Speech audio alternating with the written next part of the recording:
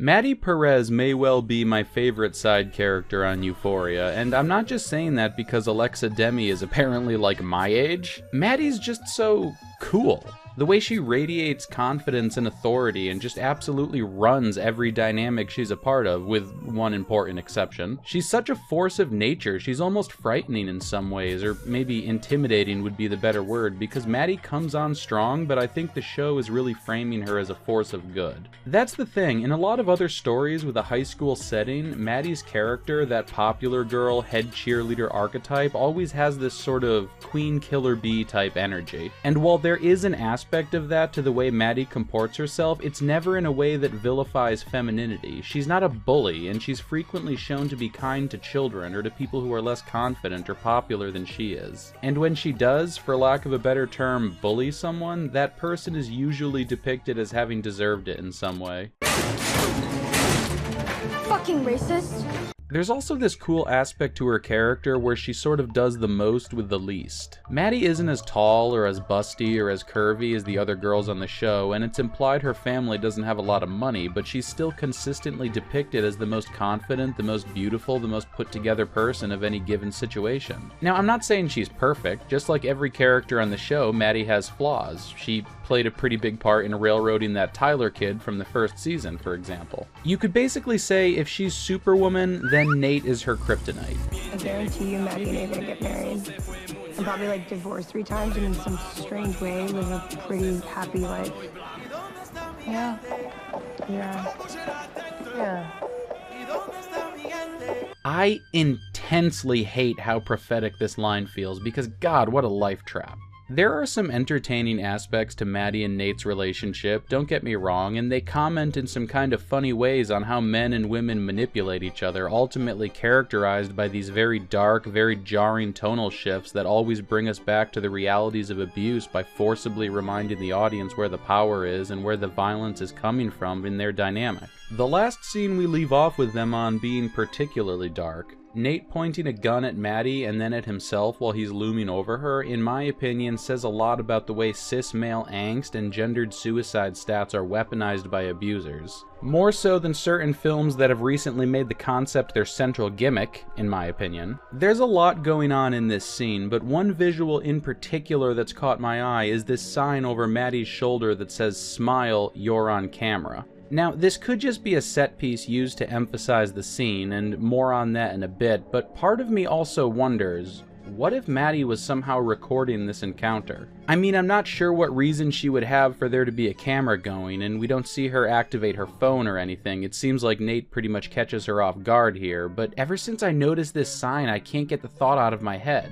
It would fit so well thematically for the characters, not to mention picking up the narrative thread of that disc that seemed to hold so much importance to the story before Jules burned it. It just seems like it would fit, but who knows where things are going. If I'm being honest, my predictions are probably wrong more often than they're right, and, you know, there is something else in the show that this sign might be referencing, now that I think on it. Maddie's babysitting arc and her relationship with Theo was such an endearing aspect of her story in the second season, and it does a lot to humanize this otherwise larger-than-life character. First, because it is genuinely heartwarming to see this girl who all of her peers are so intimidated by be nice to kids when they're alone together, and she could conceivably get away with acting however she wants. But also because what she does after putting Theo to bed touches on a desire a lot of us have probably experienced at one time or another, to raid our employer's closet or set up shop in our boss's office while they're on vacation. I mean, strictly speaking, it's not very good babysitting etiquette, but it's not like she's stealing, and remember, euphoria validates experience. Nevertheless, that one scene where she almost gets caught is pretty nerve-wracking, accompanied by, again, just an all-out banger by Labyrinth. I love this track. So Maddie's rushing to get changed back into her own clothes because Theo's mom came home early, and as she runs out to meet Samantha, that's the mom, she leaves this drawer slightly open, and when Maddie's going home for the night, Samantha calls her back, and we think, okay, this is it, she saw the jewelry drawer open, she knows Maddie was messing with her shit, and she's about to get fired. But that's not what happens. Hey, can you help me with this zipper? I don't know where my husband is. Oh yeah, of course. Thanks.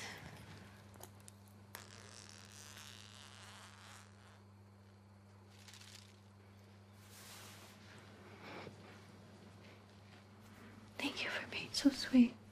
The next time Maddie's babysitting, after the big mess with Rue's intervention, she's trying on that same dress, but this time Samantha messages to let her know she'll be early when she's on her way home, which in and of itself is not necessarily odd, but what follows definitely is. Theo and I played 2.5 hours of video games, and then he told me about how he loves demons and that when I sleep, they're gonna steal my heart.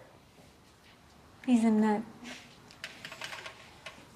I feel like we should get drunk and go for a swim.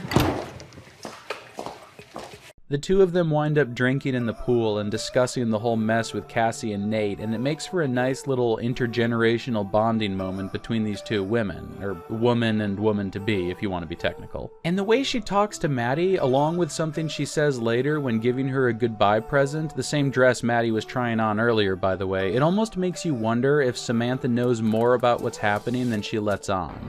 By which I mean, yes, she totally does know. Bitch, you better be joking. Euphoria is one of those shows where you will get the main beats watching it casually, but there are also multiple layers to the story and subtle plot details that really reward close examination. And there's a particular detail in episode 6 that sheds some light on this dynamic. Maddie's trying on that purple dress and just kind of moping about everything going on when Samantha texts her to say she'll be home in 15 minutes. Maddie turns to put the dress away, and the camera pans down to the bedside clock where, staring us right in the face, is the lens of another camera. Samantha and her husband are rich. Of course they have nanny cams. She must have checked them after she found that jewelry drawer open at the beginning of the season, and she saw Maddie trying on her clothes, yeah, but she also saw how sweet she was to her son, so she let it slide. And also, I think, because she sees a lot of herself in Maddie and probably remembers what it's like to be that age and not have the money to buy the things you want. That's why she texted to let her know she'd be coming home early, and why she gave her the purple dress she must have seen her trying on that same night they had the bonding session in the pool.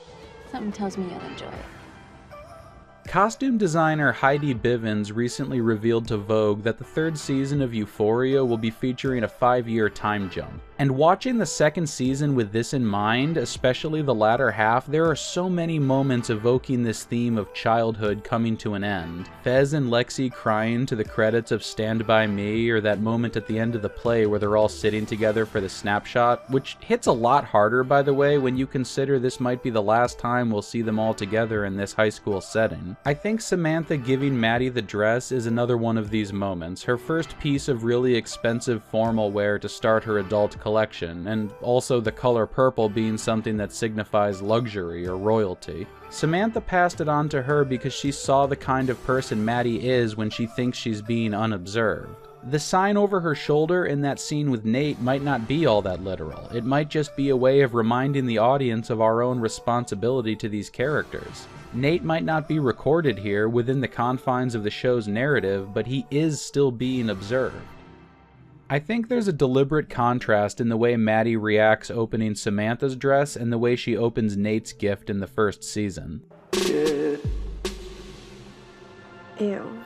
I'd like to hope this points to her arc being a rejection of Nate and what he represents, and embracing fulfillment through self-realization and female solidarity, but I have this horrible feeling that we're gonna come in after the time jump on them expecting their first child or something. I feel like I would look so sexy pregnant. Maddie, please do not get pregnant. I wouldn't wear any of those nasty maternity clothes. I would just be me, plus pregnant. I was just terrified you were going to get her pregnant. Who, Maddie? She's the type that would keep it just to spite you. You'd think pointing a gun at her, coupled with the Cassie affair, would spell the end of Maddie and Nate, but he became physically abusive with her before, and that just drove them closer together. All signs are pointing to the show taking a dark turn in the coming seasons. The second season went with a really warm, gold lighting scheme, and there are a lot of scenes where the sun is really prominently spilling through doors or windows to illuminate things. I read this as an indication that these are the good years. A slice of relative peace, like a late afternoon sunbeam that's beautiful because it's fleeting, and you know night is coming on. The same feeling evoked when Rue said she stayed clean for the rest of that summer. And like Rue also says in her closing narration, we don't know if this feeling will last.